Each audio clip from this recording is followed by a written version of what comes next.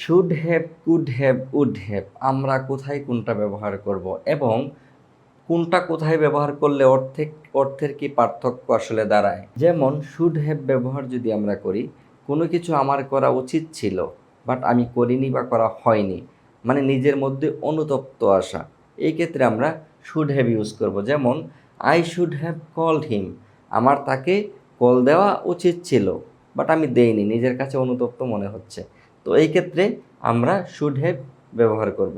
তারপর could have ব্যবহার করব আমরা, মানে কোনো কিছু আমরা পারতাম কিন্তু আমরা করিনি বা করা হয়নি, নিজের অলসতার কারণে হোক, যে কোনো কারণে হোক আমরা এটা করিনি, নিজের কাছে নিজে, এটাও একটা অনুতপ্তর মতোই, বাট এটা আমরা করিনি। যেমন I could have helped you, আমি তোমাকে সাহায্য করতে পারতাম কিন্তু আমি তোমাকে করিনি সাহায্য। তো এই ক্ষেত্রে আমরা কুড হ্যাভ ব্যবহার করব।